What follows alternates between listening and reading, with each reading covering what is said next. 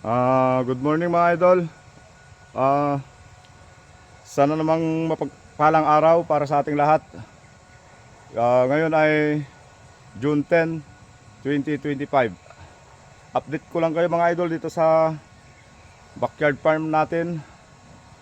At mamimitas tayo ng bunga ng papaya natin mga idol. Kasi may order na naman tayo. Kunti lang naman pero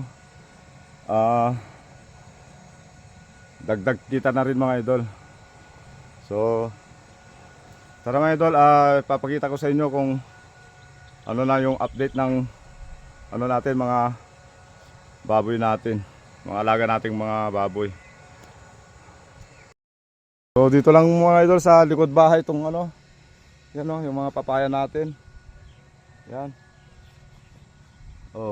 Lalaki ng bunga mga idol. Yun yung pinakamalaking bunga, yun nandun nasa 3 kilo ang isa. Yan, ito lang. Likod bahay lang to mga idol, tong natin, babuyan. Tapos pispan, concrete pan yan. Tapos yan, mga tanim na natin, mga papaya, mga vegetable. Tapos mga alaga nating mga pato. Yan. Yan sila mga idol. Marami-rami na rin yung mga pato natin mga idol. Ang dami nila Yan. Pag nagdire-drain kasi tayo ng pispan mga idol, gustong gusto nila naliligo. Swimming sila dyan mga idol. Tapos yan, malaki na rin tong natin mga idol yung tanim natin na Madre de Agua. Gustong gusto ng yan mga idol, mga alaga nating baboy. Madre de Agua. Merienda nila yan mga idol. So ayun mga idol itong baboyan natin, kahit tapos na yung salakay ng ASF dito sa Ilocos mga idol. Kasi mula July nung 2024 last year,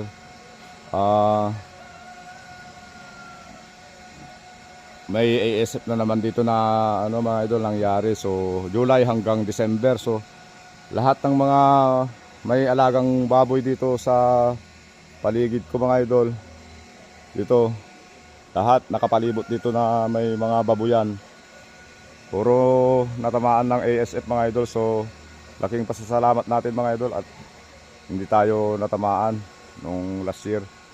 So nakapagbenta tayo ng mga alaga nating baboy nung April.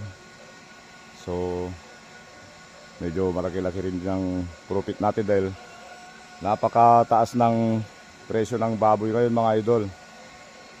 So tara, pasok tayo mga idol. Hindi ko pa rin tinatanggal yung mga kulambo mga idol dahil hindi natin alam kung kailan na naman darating yung ASF. So ganyan na lang siya mga idol. At pasensya na mga idol, medyo maingay kasi kasalukuyan kaming nagkakarga dito sa pispan mga idol.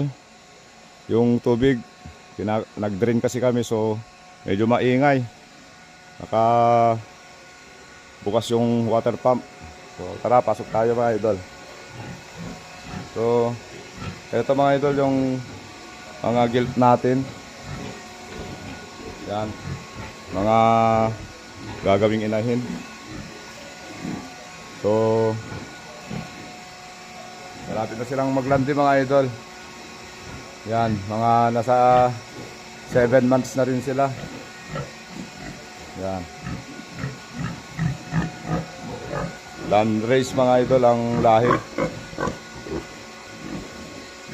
Tapos ito namang mga inahin natin, ito ay nabulugan last month. At hindi naman, after 21 days chinek natin mga idol yung puwerta niya. So hindi naman na naglandi. Hanggang ngayon hindi pa rin hindi na rin bumalik sa paglalandi. So kumpirmadong buntis na siya mga idol. Ito naman ay hinihintay na lang natin yung paglalandi. At AI na naman to mga idol. Kasi pumayat kasi siya nung may mga anak. So pina-recover muna natin yung katawan niya mga idol. Tapos ito naman mga biik natin mga idol, oh. Mga lilitsunin na.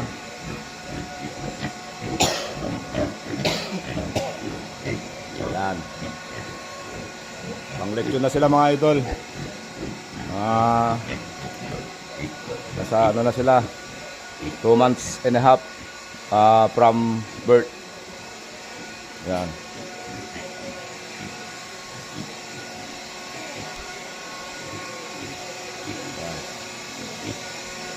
At meron pa dito mga idol.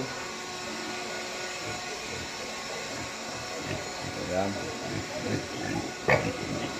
4 na araw lang ang pagitan nila mga idol dun sa isang grupo na yun, yung magkakapatid na yun. Isang araw lang ang pagitan nila. Yan, mga lilitsurin na rin ng mga ito mga idol. Nasa 25 kilos na rin sila. Yan.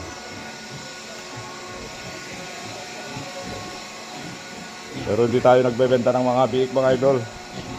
Nagawa natin ay pinapalaki natin.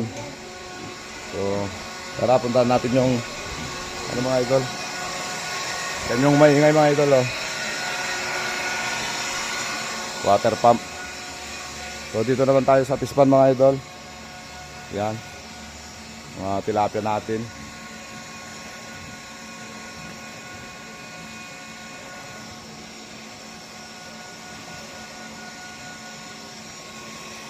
Yan.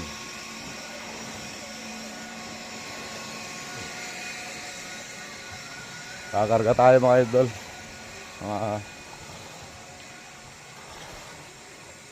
Punta natin yung papaya mga idol. Latakin na naman mga papaya natin. Sa mga pato natin, oh. Madami na rin sila.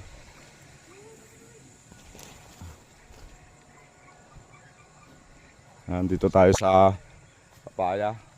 Yan, malalaki na rin mga bunga mga idol. Bali pangatlong ano na to. Pangatlong pitas na natin to mga idol. Okay. So pitas tayo mga idol. Yan. Oh, ang bigat. Ito mga idol, oh. Ganito na kalaki yung bunga ng papaya natin. Nasa 3 kilo siguro to mga idol. Ang isa. Ang laki. Yan, oh. Nasa 3 kilo mahigit to mga idol. Wait lang. Yan. Mababa lang to mga idol, oh. Nandyan yung ano.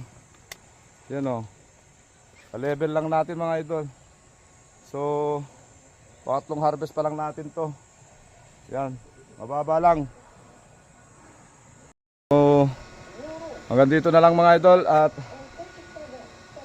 update ko na naman kayo sa susunod na mga araw, linggo, kung ano na mga update natin dito sa mga alaga natin mga idol. Kakapagod din mga idol kasi inahabol ko kasi yung oras ko mga idol.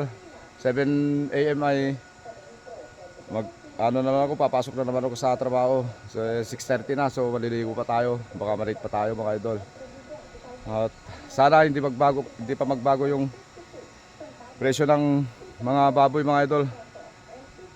Hanggang mabenta natin yung dalawang batch na yon. So 11 yun mga idol. Yung anak ng dalawang inahin ko, pareho silang 12 na piglets ang inilabas. Pero yung isa patay na nung lumabas. Buo siya mga idol. Hindi lang siguro nakahinga kasi malaki siya. Ang tagal ng interval. So tinurukan ko pa noon ng oxytocin. So nung lumabas patay na. Hindi nakahinga mga idol dahil sa sobrang laki. Tapos yung isa naman, yung white, yung puti, 12. Pero nung nagtae kasi sila mga idol, yung isa namatay. Yung pilay, yung blinag ko noon na inenjakan ko pa kasi napilay. So hindi rin nakaligtas mga idol. So parehas silang 11 mga idol ang anak ang nabuhay. So yun na yung mga alaga natin. sana mabuhay na silang lahat hanggang sa may benta at sana hindi rin magbago yung presyo ng alaga natin, ay presyo ng live breed para mas malaki na naman yung profit natin mga idol. So hanggang dito lang mga idol, maraming salamat at God bless us all.